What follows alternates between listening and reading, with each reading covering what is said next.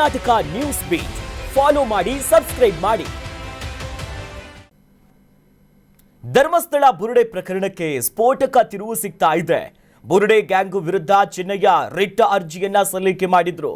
ಇದೀಗ ಇಡೀ ಕೇಸ್ಗೆ major twist ಸಿಕ್ಕಿದೆ. ಬಹುಚರ್ಚಿತ ವಿಚಾರ ಧರ್ಮಸ್ಥಳದ ಬುರುಡೆ ಪ್ರಕರಣ ಏನಿದೆಯಲ್ಲ, ಈಗ ಮಹತ್ವದ ತಿರುವನ್ನ ಪಡ್ಕೊಳ್ತಾ ಇದೆ. ಬುರುಡೆ ಗ್ಯಾಂಗ್ ವಿರುದ್ಧ ಚಿನ್ನಯ್ಯ ರಿಟ್ ಅರ್ಜಿಯನ್ನ ಸಲ್ಲಿಸಿದ್ದಾರೆ. ಎಸ್ಐಟಿ ವಿಳಂಬ ನೀತಿಯ ಬಗ್ಗೆ ರಿಟ್ ಅರ್ಜಿಯಲ್ಲಿ ಉಲ್ಲೇಖಿಸಿದ್ದಾರೆ. ಯಾಕಿಷ್ಟೊಂದು ಡಿಲೇ ಆಗ್ತಿದೆ? ಷಡ್ಯಂತ್ರಕಾರರ ರಕ್ಷಣೆಗೆ ವಿಳಂಬ ಅನ್ನೋದಾಗಿ ದೂರು ಕೊಟ್ಟಿದ್ದಾರೆ. 9 ತಿಂಗಳು ಕಳೆದರೂ ಕೂಡ ಕಾನೂನು ಕ್ರಮವನ್ನ ನೀವು ಸರಿಯಾಗಿ ಜರುಗಿಸ್ತಾ ಇಲ್ಲ. 5 ವಿರುದ್ಧ ಅಂತಿಮ ಚಾರ್ಜ್ ಶೀಟ್ ಅನ್ನ ಇನ್ನೂ ಕೂಡ ಸಲ್ಲಿಕೆ ಆಗಿಲ್ಲ. ನಾನೊಬ್ಬನೇ ಇಲ್ಲಿ ಬಲಿಪಶು ಅಂತಿದ್ದಾರೆ. ವಿಠಲ್ ಗೌಡ, ಮಹೇಶ್ ಶೆಟ್ಟಿ ತಿಮ್ರೋಡಿ, ಜಯಂತ್ ಸೇರಿದಂತೆ ಗಿರೀಶ್ ಮಟ್ಟಣ್ಣವರ್, ಅಜಯ್, ಇನ್ನು ಸಮೀರ್ ಹೆಸರುಗಳನ್ನ ಉಲ್ಲೇಖಿಸುತ್ತಿದ್ದಾರೆ. ಚಿನ್ನಯ್ಯನೇ ರಿಟ್ ಅರ್ಜಿಯನ್ನ ಸಲ್ಲಿಕೆ ಮಾಡಿರುವುದು ದೃಶ್ಯದಲ್ಲಿ ಕೂಡ ಗಮನಿಸಬಹುದು. ಅದಕ್ಕೆ ಸಂಬಂಧಪಟ್ಟಂತ ಮಾಹಿತಿಯನ್ನ ಶುರುವಾಗಿದ್ದು ಅನೇಕ ತಲೆಬುರುಡೆಗಳಿದೆ, ಅಲ್ಲಿ ಶವಗಳನ್ನ ಹೂತಾಕಲಾಗಿದೆ ಎನ್ನುವಂತ ವಿಚಾರವಾಗಿ ಪ್ರಕರಣ ಶುರುವಾಗುತ್ತೆ. ಒಂದೇ ಗ್ಯಾಂಗ್ ಅನ್ನೋ ನಿಟ್ಟಿನಲ್ಲಿ ಇರುತ್ತದೆ, ಬಟ್ ಹಲವು ಆಯಾಮವನ್ನ ಪಡ್ಕೊಳ್ಳುತ್ತೆ. ಈ ಹಿಂದೆ ಉತ್ಖನನ ಕಾರ್ಯ ಆಯಿತು, ಶೋಧ ಕಾರ್ಯ ಆಯಿತು, ನಾನಾ ಮೃತದೇಹ ತಲೆಬುರುಡೆಗಳು ಕೂಡ ಲಭ್ಯವಾಗಿತ್ತು. ಮಹತ್ವದ ತನಿಖಾ ಹಂತದಲ್ಲಿದೆ. ಬಟ್ ಇದಕ್ಕಿದ್ದಂತೆ ಈ ರಿಟ್ ಅರ್ಜಿಯನ್ನು ಸಲ್ಲಿಕೆ ಮಾಡಿದಂಥ ಸಂದರ್ಭದಲ್ಲಿ ಪ್ರಮುಖ ವಿಚಾರಗಳನ್ನು ಉಲ್ಲೇಖಿಸಿದ್ದಾರೆ. ಎಸ್ಐಟಿ ತನಿಖೆ ವಿಳಂಬ ಆಗ್ತಿದೆ. ಯಾಕೆ ಇಷ್ಟೊಂದು ಡಿಲೇ ಆಗ್ತಿದೆ? 9 ತಿಂಗಳೇ ಕಳೆದು ಹೋಗ್ಬಿಡ್ತು. ಯಾವ ಹಂತದಲ್ಲಿದೆ ತನಿಖೆ?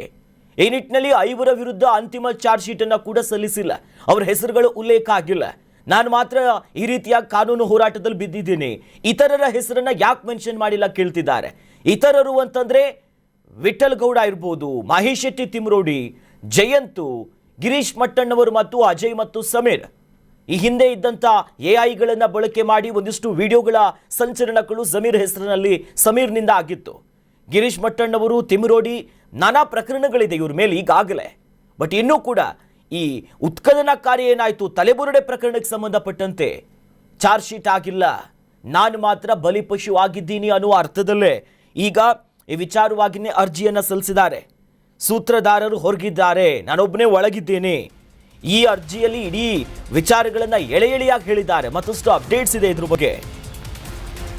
ಧರ್ಮಸ್ಥಳ ಹೆಸರಿಗೆ ಚ್ಯುತಿ ತರಲು ಕೇರಳದಿಂದ ಫಂಡಿಂಗ್ ಅಂತೆ. ಚಿತ್ರದುರ್ಗದ ರಮಾ ನಾಗರಾಜ್ ಆದಾಯದ ಮೂಲದ ಮುಖಾಂತರ ಇದು ಬರ್ತಿತ್ತು. ಯಾರ್ಯಾರಿಗೆ? ಗಿರೀಶ್ ಮಟ್ಟಣ್ಣವರು ತಿಮ್ರೋಡಿ ಜೊತೆ ರಮಾ ಸಂಪರ್ಕದಲ್ಲಿದ್ದರಂತೆ. ಮಟ್ಟಣ್ಣವರು ಮತ್ತು ತಿಮ್ರೋಡಿ ಹಣವನ್ನ ಸ್ವೀಕರಿಸ್ತಾ ಇದ್ದರಂತೆ. ಉಜಿರೆ ವ್ಯಾಪ್ತಿಯಲ್ಲಿ ಕಸ ಸಂಗ್ರಹಣೆ ಮಾಡ್ತಾ ಇದ್ದಂತ ಚಿನ್ನಯ್ಯ ವರ್ಕರ್ ಆಗಿರ್ತಾನೆ. ಆತ ಆರಂಭಿಕದಲ್ಲಿ ಅಲ್ಲಲ್ಲಿ ಓಡಾಡ್ಕೊಂಡಿದ್ದ. ನಂತರ ಈತನೇ ಇದೇ ಸೌಜನ್ಯ ಪರ ಹೋರಾಟಗಾರರು ಅಂತ ಗುರುತಿಸ್ಕೊಂಡಿದ್ದಂಥ ನಾಯಕರು ನಂತರ ಈ ಅನೇಕ ಶವಗಳಿದೆ ಬಂಗ್ಲೆಗುಡ್ಡೆ ಸೇರಿದಂತೆ ನೇತ್ರಾವತಿಯ ದಡದ ಅಕ್ಕಪಕ್ಕದ ಪ್ರದೇಶಗಳಲ್ಲೇ ಹೀಗಾಗಿತ್ತು ಅನ್ನೋದಾಗಿ ಮಾಡಿಸಿದ್ರು. ಎಸ್ಐಟಿ ತನಿಖೆ ಆಗಿತ್ತು, ಉತ್ಖನನ ಕಾರ್ಯ ನಡೆದಿತ್ತು. ಬಟ್ ಮತ್ತೊಂದು ಸ್ಫೋಟಕ ಮಾಹಿತಿ ಅಂತಂದ್ರೆ ಧರ್ಮಸ್ಥಳದ ಹೆಸರಿಗೆ ಒಂದಿಷ್ಟು ಕಪ್ಪು ಚುಕ್ಕಿ ತರಬೇಕು ಅನ್ನೋದಾಗಿ ಷಡ್ಯಂತ್ರಗಳಾಗಿತ್ತು ಅನ್ನೋ ಚರ್ಚೆ ಹಿಂದೆ ನಡೀತಿತ್ತು. ಬಟ್ ಈಗ ಕೇರಳದಿಂದ ಫಂಡಿಂಗ್ ಬರ್ತಾ ಇತ್ತು.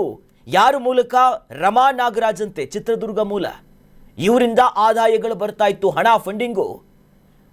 ಮಟ್ಟಣ್ಣವರು, ತಿಮ್ರೋಡಿ ನಿರಂತರವಾಗಿ ರಮಾ ಅವರ ಸಂಪರ್ಕದಲ್ಲಿದ್ರು, ಹಣವನ್ನ ಪಡ್ಕೊಳ್ತಾ ಇದ್ರು ಅಂತ. ಈ ಹಿಂದೆ ಉಜಿರೆಯ ವ್ಯಾಪ್ತಿಯಲ್ಲಿ ಕೆಲಸ ಮಾಡ್ತಿದ್ದ ನಂತರದಲ್ಲಿ ನಾನೇ ಹೆಣಗಳನ್ನ ಹೂತು ಹಾಕಿದ್ದೀನಿ, ಇದೇ ಕೈಯಾರೆ ಅನೇಕ ಹೆಣಗಳಿತ್ತು, ಅರೆಬೇರೆ ಅತ್ಯಾಚಾರ ಆದಂಥ ರೀತಿಗಳಲ್ಲಿತ್ತು ಅನ್ನೋದಾಗಿ ಈತನೇ ಹೇಳಿಕೆ ಕೊಟ್ಟಿದ್ದ. ನಂತರ ಮಾಸ್ಕ್ ಮ್ಯಾನ್ ಆಗಿ ಗುರುತಿಸ್ಕೊಳ್ತಾನೆ ಇದೇ ಚಿನ್ನಯ್ಯ. ಮಾಸ್ಕ್ ಮ್ಯಾನಿನ ಮುಖವಾಡಗಳೆಲ್ಲ ನಂತರದಲ್ಲಿ ಕಳಚಿ ಬೀಳುತ್ತೆ. ಆತನ ವಿರುದ್ಧವೇ ಇಡೀ ಪ್ರಕರಣ ಉಲ್ಟಾ ಆಗುತ್ತೆ. ಯಾರ ಜೊತೆ ಆತ ಗುರುತಿಸ್ಕೊಂಡಿದ್ದ ಅವರೆಲ್ಲರ ಮೇಲೆ ಆತನೇ ಉಲ್ಟಾ ಹೊಡಿತಾರೆ. ಆಮಿಷ ಒಡ್ಡಿದ್ರು, ಹಾಗೆ ಮಾಡಿದ್ರು, ದಾರಿ ತಪ್ಪಿಸಿದ್ರು. ಅದೇ ನಿಟ್ಟಿನಲ್ಲಿ ರಿಟ್ ಅರ್ಜಿಯಲ್ಲೂ ಕೂಡ ಉಲ್ಲೇಖ ಆಗ್ತಿರೋದು ಅದೇ.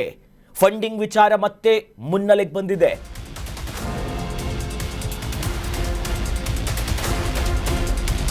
ಇನ್ನು ಗಿರೀಶ್ ಮಟ್ಟಣ್ಣವರ ಪಾತ್ರದ ಬಗ್ಗೆ ಚಿನ್ನಯ್ಯ ಉಲ್ಲೇಖ ಮಾಡಿದ್ದಾನೆ. ಗಿರೀಶ್ ಮಟ್ಟಣ್ಣವರಿಗೆ ಏನು ಸಂಬಂಧ ಇದೆ ಅಂತ.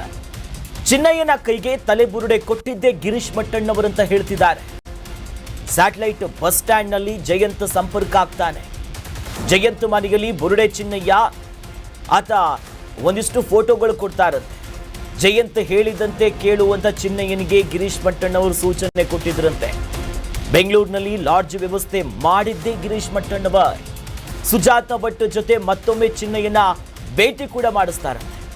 ಬೆಂಗಳೂರಿನ ಲಲಿತ್ ಮಹಲ್ನಲ್ಲಿ ಭೇಟಿಯಾಗಿರ್ತಾರೆ ಗಿರೀಶ್ ಮಟ್ಟಣ್ಣವರ್. ಯೂಟ್ಯೂಬರ್ಗೆ ಚಿನ್ನಯ್ಯನನ್ನ ಪರಿಚಯ ಮಾಡಿದ್ದು ಕೂಡ ಗಿರೀಶ್ ಮಟ್ಟಣ್ಣವರಂತೆ. ಕೇರಳಂನ ಈ ಕಾನತ್ತೂರು ದೇಗುಲದಲ್ಲಿ ಯೂಟ್ಯೂಬರ್ ಪರಿಚಯ ಆಗ್ತಾರೆ. ಒಬ್ಬರಿಗೊಬ್ಬರಿಗೆ ಇರುವಂಥ ಸಂಬಂಧಗಳು ಲಿಂಕ್ ಹೇಗೆ ಅಂತ ಅಂದರೆ ಮೇಜರ್ ಆಗಿ ಇಡೀ ಪ್ರಕರಣ ಈಗ ಬೊಟ್ಟಾಗ್ತಿರೋದು ಗಿರೀಶ್ ಮಟ್ಟಣ್ಣವರ್ ಮತ್ತು ಮಹೇಶ್ ಶೆಟ್ಟಿ ತಿಮರೋಡಿ ಸೇರಿದಂತೆ ಜಯಂತ್ ಮೇಲೆ. ಇತರರು ಇದ್ದಾರೆ, ವಿಠಲ್ ಗೌಡ ಅವರವರ ಪಾತ್ರ ವಿಭಿನ್ನ.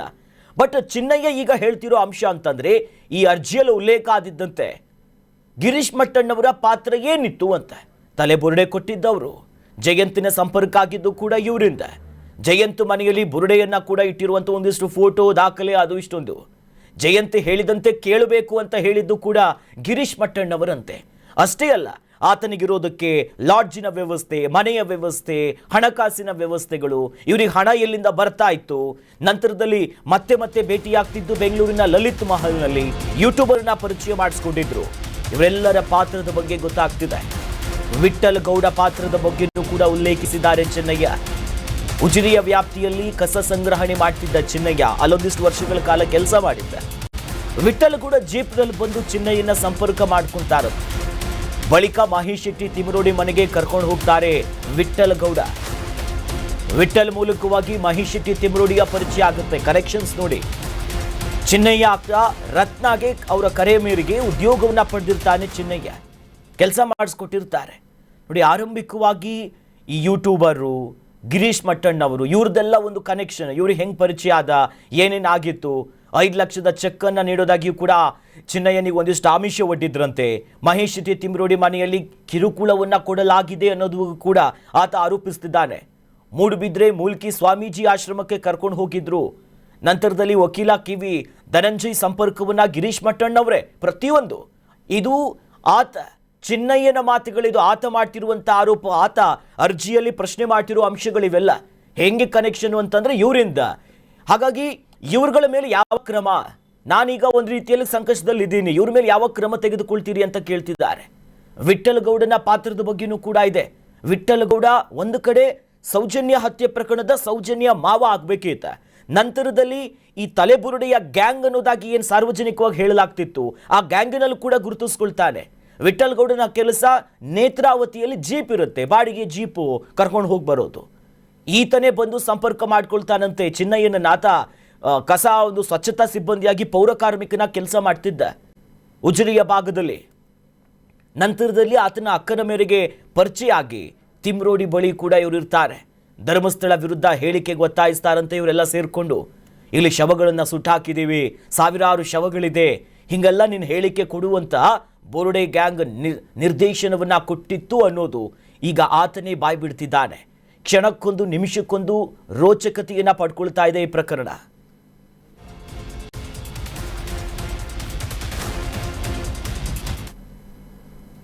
ಒಬ್ಬೊಬ್ಬರೇ ಮುಖವಾಡ ಕಳಚಿ ಬೀಳ್ತಾ ಇದೆಯಾ? ಯಾಕಂತಂದ್ರೆ ಚಿನ್ನಯ್ಯ ಒಂದೊಂದೇ ಸ್ಫೋಟಕ ಅಂಶಗಳನ್ನ ಹೇಳ್ತಿದ್ದಾನೆ, ಆತನೇ ಉಲ್ಲೇಖಿಸ್ತಿದ್ದಾನೆ.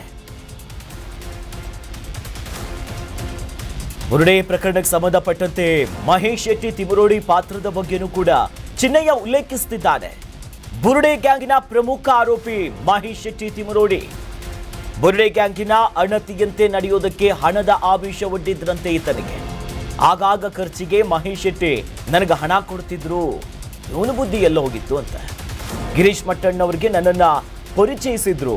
ಇವರೆಲ್ಲರೂ ಕೂಡ ನನಗೆ ಪರಿಚಯ ಮಾಡೋ ಕೆಲಸ ಮಾಡಿದ್ರೆ ಒಬ್ರು ಪರಿಚಯ ಆಗುತ್ತೆ, ಆಮೇಲೆ ಒಬ್ಬೊಬ್ರು ಪರಿಚಯ ಮಾಡ್ಕೊಳ್ತಾ ಹೋಗ್ತಾರೆ. ಇವರೆಲ್ಲರದು ಒಂದು ಗ್ಯಾಂಗು, ಹಣ ಕೊಡ್ತಾ ಇದ್ರು, ಆಮಿಷಗಳನ್ನ ಓಡ್ತಾ ಇದ್ರು, ಧರ್ಮಸ್ಥಳದ ವಿರುದ್ಧವಾಗಿ ಮಾತನಾಡೋದಕ್ಕೆ ಹೇಳ್ತಿದ್ರು, 100 ಶವ 1000 ಶವ ಹೂತ್ ಹಾಕಿದ್ದೀನಿ ಅನ್ನುವ ಅಂಶಗಳು ಹೊರಗೆ ಬರ್ತಾ ಇದೆ.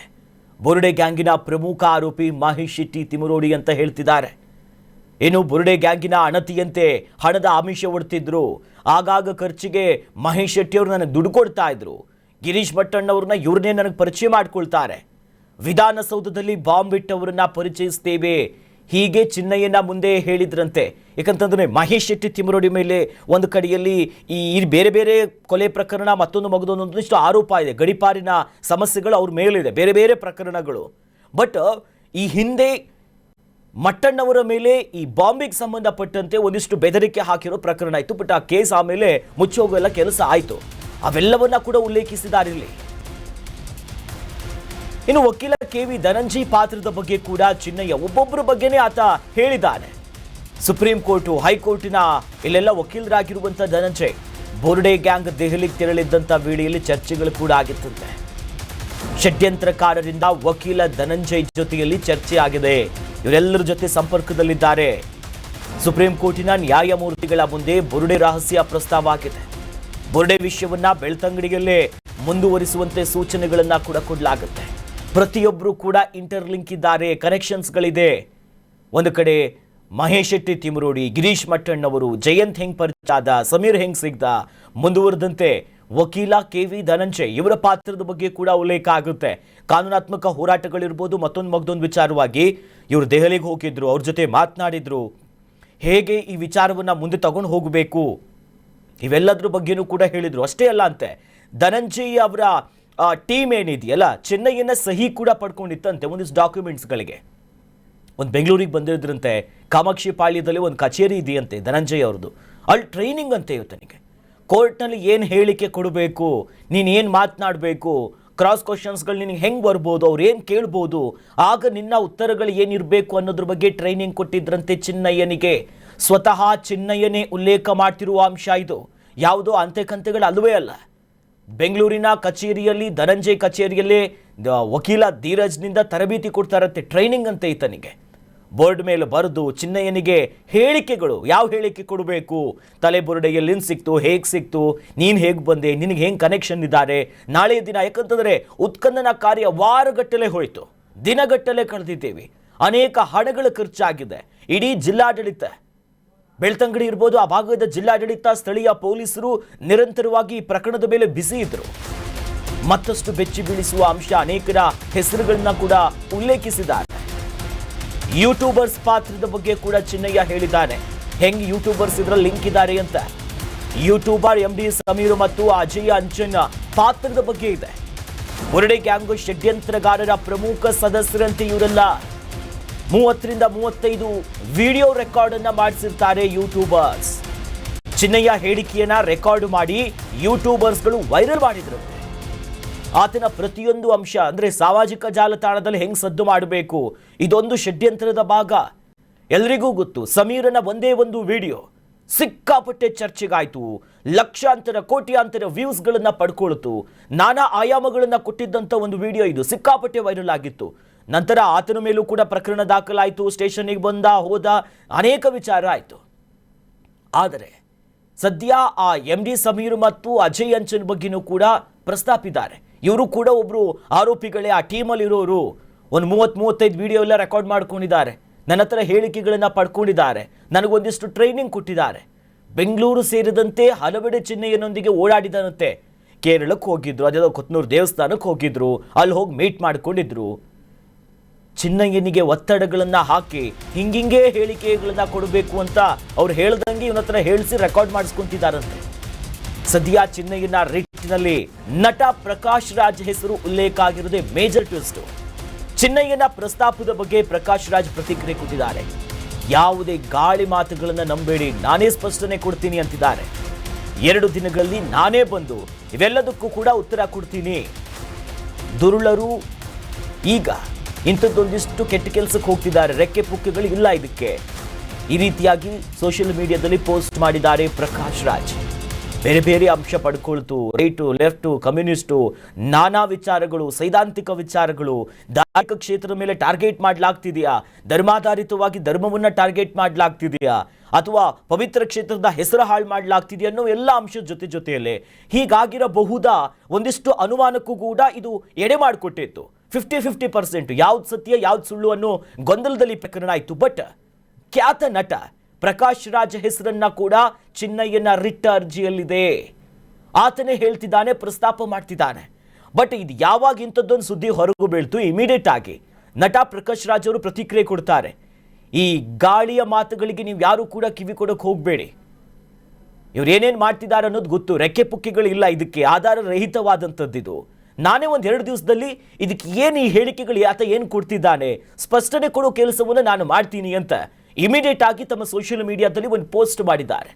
ಹಾಗಾಗಿ ಈ ಕೇಸು ಕೇರಳದ ಲಿಂಕಿಂದ ಶುರುವಾಯಿತು, ದೆಹಲಿಗೆ ಹೋದರು, ದೆಹಲಿ ಸುಪ್ರೀಂ ಕೋರ್ಟಿನ ಕದ ತಟ್ಟೋವರೆಗೂ ಹೋಯಿತು. ನಂತರ ಈ ಬುರುಡೆ ಎಲ್ಲೆಲ್ಲೆಲ್ಲ ಓಡಾಡ್ತು ಅನ್ನೋದೇ ಗೊತ್ತಿಲ್ಲ, ನಾನಾ ಭಾಗದಲ್ಲಿ ಇದು ಓಡಾಡಿದೆ ಅನ್ನೋದಿದೆ.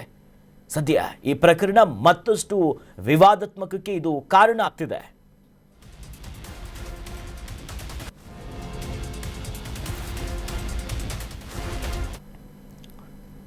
ಧರ್ಮಸ್ಥಳದ ಈ ತಲೆಬುರುಡೆ ಪ್ರಕರಣಕ್ಕೆ ಕ್ಷಣ ಕ್ಷಣಕ್ಕೂ ಕೂಡ ರೋಚಕವಾದಂಥ ತಿರುವು ಸಿಗ್ತಾ ಇದೆ. ಇನ್ನು ಹೈಕೋರ್ಟ್ಗೆ ಚಿನ್ನಯ್ಯ ರಿಟ್ ಅರ್ಜಿಯನ್ನ ಸಲ್ಲಿಕೆ ಮಾಡಿದ್ದಾರೆ. ಧರ್ಮಸ್ಥಳದ ಬುರುಡೆ ಪ್ರಕರಣಕ್ಕೆ ಮಹತ್ವದ ತಿರುವುಗಳು ಸಿಗ್ತಾ ಇದೆ. ಹೈಕೋರ್ಟ್ಗೆ ಚಿನ್ನಯ್ಯ ರಿಟ್ ಅರ್ಜಿಯನ್ನ ಸಲ್ಲಿಕೆ ಮಾಡಿದ್ದಾನೆ. ಮಾಸ್ಕ್ ಮ್ಯಾನ್ ಆಗಿದ್ದು ಈತನೇ. ರಿಟ್ ಅರ್ಜಿಯ ಕುರಿತು ಕರ್ನಾಟಕ ನ್ಯೂಸ್ ಬೀಟ್ಗೆ ಜಯಂತ್ ಸ್ಪಷ್ಟನೆ ಕೊಟ್ಟಿದ್ದಾರೆ. ಮಾಸ್ಕ್ ಮ್ಯಾನ್ ಚಿನ್ನಯ್ಯ ಹೇಳಿದ್ದು ಸತ್ಯನೇ ಅಂತಿದ್ದಾರೆ. ಚಿನ್ನಯ್ಯ ಶವಗಳನ್ನ ಹೂತು ಹಾಕಿರೋದು ಇದು ನಿಜ, ಇದು ಸತ್ಯ. ಜಡ್ಜ್ ಮುಂದೆ ಹೇಳಿಕೆಯನ್ನ ಚಿನ್ನಯ್ಯ ಕೊಟ್ಟಿದ್ದ.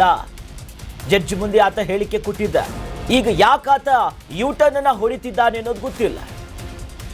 ಚಿನ್ನಯ್ಯ ಹಿಂದೆ ಕಾಡದ ಕೈವಾಡಗಳಿದೆ. ಆತನ ಹಿಂದೆ ಯಾರೋ ಷಡ್ಯಂತ್ರ ಮಾಡ್ತಿದ್ದಾರೆ. ಹೋರಾಟಗಾರ ಜಯಂತ್ ಈಗ ಸ್ಫೋಟಕ ಬಾಂಬ್ ಸಿಡಿಸ್ತಿದ್ದಾನೆ. ನೋಡಿ, ಟ್ವಿಸ್ಟ್ ಮೇಲ್ ಟ್ವಿಸ್ಟ್ ಅಂತಂದ್ರೆ ಇದೇ ಕೇಸು.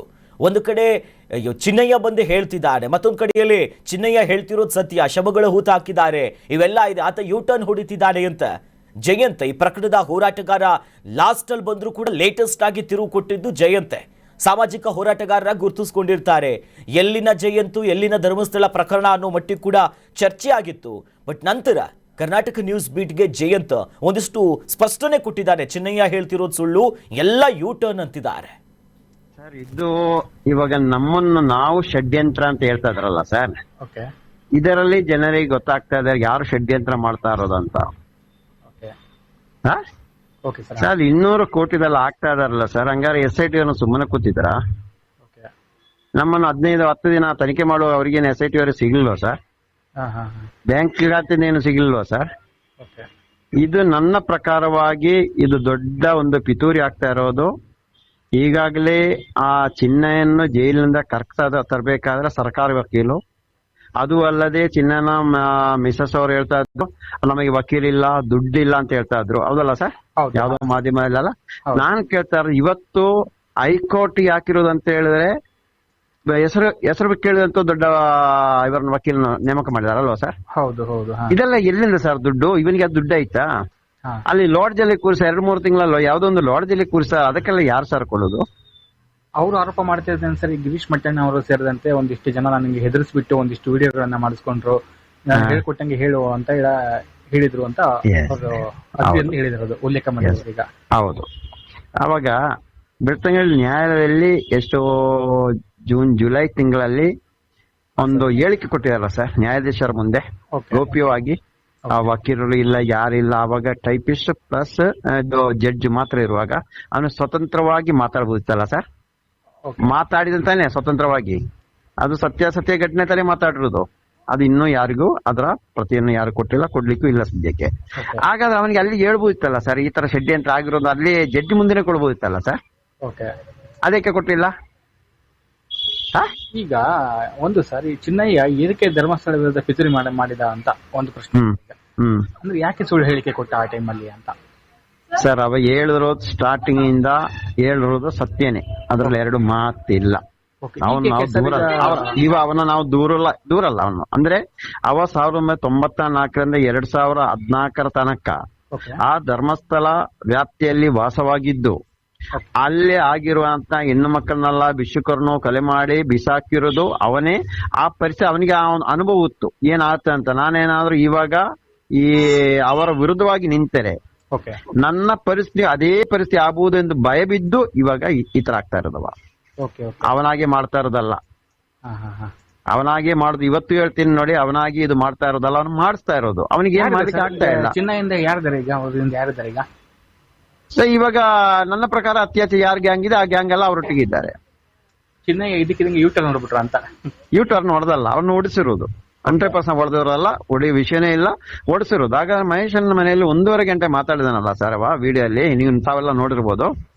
ಅವ್ರು ಹೇಳ್ತಾರೆ ನಂಗೆ ಹೆದರಿಸಿ ಬೆದರಿಸಿ ಒಂದಿಷ್ಟು ಅಮೌಂಟ್ ಆಫರ್ ಕೊಟ್ಬಿಟ್ಟು ನನ್ಗೆ ಹೇಳಿಕೆ ಕೊಡ್ತಿದ್ದಾರೆ ಅಂತ ಅವರು ಈಗ ರಿಟರ್ನ್ ಅಲ್ಲಿ ಉಲ್ಲೇಖ ಮಾಡಿರುವಂತದ್ದು. ಈಗ ಚೆಕ್ ಮನೆ ಕಟ್ಲಿಕ್ಕೆ ಏನಾದ್ರು ಚೆಕ್ ಕೊಡ್ತೀವಿ ಅಂತ ಎಲ್ಲ ಕೊಟ್ಟಿದ್ದಾರೆ. ಹಾಗೆ ಅವತ್ತೇ ಚೆಕ್ ಇಸ್ಕೊಳ್ಬಹುದಲ್ಲ ಸರ್, ಯಾವ್ದು ದಾಖಲೆ ಇಲ್ಲದ ಏನ್ ಕೇಳ್ಬೇಕು ಸರ್? ಸರ್ ಈಗ ಅವಾಗ 100% ಅವನ ಅನುಭವ ಇದ್ದ ಈ ವಿಷಯನ ಅವನು ಹೇಳ್ತಾನೆ ಹೊರತು ಯಾವುದೇ ಕಾರಣಕ್ಕೂ ಅವ ಈ ರೀತಿ ಎಲ್ಲ ಮಾಡ್ಲಿಕ್ಕಿಲ್ಲ. ವಿರಿಟ ಹಾಕಿದಾರಲ್ಲ, ಅದು ಅವನ ಬುದ್ಧಿವಂತಿಕೆ ಅಲ್ಲ ಸರ್. ಅದು 100% ಅವನ ಬುದ್ಧಿವಂತಿಕೆ ಅಲ್ಲ. ಇವಾಗ ಹೇಳ್ತಾರ ಅಲ್ಲಿ, ಇವಾಗ ನೋಡಿ ಆ ರಿಟರ್ನ್ ಜೈಲ್ ಹಾಕಿದಾನೆ, ಮಹೇಶನ್ನ ಮನೆಗೆ ಹೋಗುವಾಗ ಗಣೇಶ ಫೋಟೋ ತೆಗಿದಾರಂತೆ, ಅದ್ರಲ್ಲಿ ಹಾಕ್ಬೋದಿತ್ತಲ್ಲ. ನಂದೊಂದು ವಿಡಿಯೋ ಮಾಡಿದಾರಂತೆ, 1.5 ಗಂಟೆ ವಿಡಿಯೋ ಇದೆ ಅಂತ ಹೇಳ್ಬೋದಿತ್ತಲ್ಲ, ಅದನ್ನು ಕೋರ್ಟಿಗೆ ಕೊಡ್ಬೋದಿತ್ತಲ್ಲ. ಕೋರ್ಟ್ ಹೇಳ್ಬೋದಿತ್ತಲ್ಲ ಅಲ್ಲಿ, ಇದು ನಂದಲ್ಲ ವಿಡಿಯೋ ನಂದು ಹೌದಲ್ವ ಅಂತ ಹೇಳ್ಬೋದು. ಏಕೆ ಹೇಳ್ತಲ್ಲ ಸರ್ ಅದಲ್ಲ? ಸರ್ ಇನ್ನೊಂದು ಪ್ರಶ್ನೆ, ಈಗ ಈ ಆಕ್ಟರ್ ಪ್ರಕಾಶ್ ರಾಜ್ ಹೆಸರು ಕೇಳಿ ಬಂದಿದೆ ಈ ಕೇಸ್. ಈ ಪ್ರಕಾಶ್ ರಾಜ್ಗೂ ಮತ್ತೆ ಈ ಕೇಸಿಗೆ ಏನ್ ಸರ್ ನಂಟಿದೆ? ಅದು ನನಗೆ ಗೊತ್ತಿಲ್ಲ ಸರ್, ನಾನು ಪ್ರಕಾಶ್ ಅವ್ರಿಗೆ ಮಾತಾಡಿಲ್ಲ. ಪ್ರಕಾಶ್ ನಂಟಾಗಿ ನಾನು ಯಾವುದಕ್ಕೂ ಇಲ್ಲ ಅಲ್ಲಿ. ಈ ಪ್ರಕಾಶ್ ರಾಜ್ ಯಾವಾಗಾದ್ರೂ ನಿಮಗೆ ಭೇಟಿಯಾಗಿದ್ರ ಫೋನಲ್ಲಿ? ನಿಮ್ ಟೀಮ್ ಅಲ್ಲಿ ಯಾರ ಮಾತಾಡಿದ? ಗಿರೀಶ್ ಮಂಟಣ್ಣ ಇಲ್ಲ ಸರ್, ಅದು ಇಲ್ಲ, ಅದು ನನಗೆ ಗೊತ್ತಿಲ್ಲ ಸರ್ ಆ ವಿಷಯ. ಓಕೆ, ಗೊತ್ತಿದ್ದ ವಿಷಯ ಯಾವ್ದಿದ್ರು ಕೇಳ್ತೀನಿ. ಇದ್ರಲ್ಲಿ ಈ ಚಿತ್ರದುರ್ಗದ ಒಬ್ಬ ರಮಾ ನಾಗರಾಜ್ ಅಂತ ಇದಾರಲ್ಲ, ಅವ್ರು ಯಾರು ಸರ್ ಇದ್ರಲ್ಲಿ? ಅವ್ರು ಯಾರಿಲ್ಲ, ಸೌಜನ್ಯ ಪರ ಹೋರಾಟಗಾರರು. ಓಕೆ, ನಾವ್ ಇವಾಗ ಅಲ್ಲಿ ನಮ್ಮ ಮೇಲೆ ಅಟ್ಯಾಕ್ ಮಾಡುವಾಗ ನಾವು ಅಲ್ಲಿ ದಾವಣಗೆರೆ ಠಾಣೆಗೆ ದೂರು ಕೊಟ್ಟಿದೀವಿ. ಈ ರೀತಿಯಲ್ಲಿ ನಮ್ಮ ಮೇಲೆ ಅಟ್ಯಾಕ್ ಮಾಡಿರೋರೆ ನಾವು ಅವರ ವಿರುದ್ಧ ದೂರ ಯಾರು ಕೊಟ್ಟಿದಾರೋ ಅವ್ರ ಮೇಲೆಲ್ಲ ಇವಾಗ ಆರೋಪ ಮಾಡ್ತಾ ಇದ್ದಾರೆ. ಧರ್ಮಸ್ಥಳ ವಿರುದ್ಧ ಬುರುಡೆ ಗ್ಯಾಂಗ್ ಷಡ್ಯಂತ್ರ ವಿಚಾರಕ್ಕೆ ಸಂಬಂಧಪಟ್ಟಂತೆ ಗೃಹ ಸಚಿವ ಪ್ರಿಯಾಂಕ್ ಖರ್ಗೆ ರಿಯಾಕ್ಷನ್ ಕೊಟ್ಟಿದ್ದಾರೆ. ತಲೆಬುರುಡೆ ಪ್ರಕರಣಕ್ಕೆ ಸಂಬಂಧಪಟ್ಟಂತೆ ಷಡ್ಯಂತ್ರಗಳಾಗ್ತಿದೆ ಅನ್ನೋ ವಿಚಾರ ಏನಿದೆಯಲ್ಲ, ಈಗ ಬಹಳಷ್ಟು ದೊಡ್ಡ ಮಟ್ಟಕ್ಕೆ ಚರ್ಚೆ ಆಗ್ತಿದ್ದಂತೆ ಗೃಹ ಸಚಿವ ಪ್ರಿಯಾಂಕ್ ಖರ್ಗೆ ರಿಯಾಕ್ಷನ್ ಅನ್ನ ಕೊಟ್ಟಿದ್ದಾರೆ. ಎಸ್ಐಟಿ ಅವರಿಗೆ ಕೆಲ ಪ್ರಶ್ನೆಗಳನ್ನ ಕೇಳಿದ್ದಾರೆ. ಏನೇನಾಯ್ತು ಅನ್ನೋದ್ರ ಬಗ್ಗೆ ಕೋರ್ಟ್ಗೆ ಎಸ್ಐಟಿ ಉತ್ತರವನ್ನ ಕೊಡುತ್ತೆ. ಅಂದ್ರೆ ಕೇಸ್ ಯಾವ ಹಂತದಲ್ಲಿದೆ ಅನ್ನೋದಾಗಿ ಈಗಾಗಲೇ ಕೇಳಿತ್ತು. ಜೊತೆಯಲ್ಲಿ ನಟ ಪ್ರಕಾಶ್ ರಾಜ್ ಹೆಸರು ಪ್ರಸ್ತಾಪ ಆಗ್ತಿದೆ, ಅದ್ರ ಬಗ್ಗೆನೂ ಕೂಡ ಮಾತನಾಡ್ದ. ಹೆಸರು ಪ್ರಸ್ತಾಪ ಆಗಿದ್ರೆ ಕ್ರಿಮಿನಲ್ ಅಂತ ಅನ್ನೋದಾಗ ಅಲ್ಲ, ಏನಂತ ನೋಡ್ಬೇಕಾಗುತ್ತೆ ಅಂತ ಗೃಹ ಸಚಿವ ಪ್ರಿಯಾಂಕ್ ಖರ್ಗೆ ಪ್ರತಿಕ್ರಿಯೆಯನ್ನ ಕೊಟ್ಟಿರುವಂಥದ್ದು. ಈಗಾಗಲೇ ಕೋರ್ಟ್ ಕೂಡ ಎಸ್ಐಟಿಯನ್ನು ಕೇಳಿತ್ತು, ಒಂದಿಷ್ಟು ತನಿಖಾ ವರದಿ ಯಾವ ಹಂತದಲ್ಲಿದೆ, ಏನಾಗ್ತಿದೆ, ಒಂದಿಷ್ಟು ಮಾಹಿತಿಗಳನ್ನು ಕೊಡೋದಕ್ಕೆ.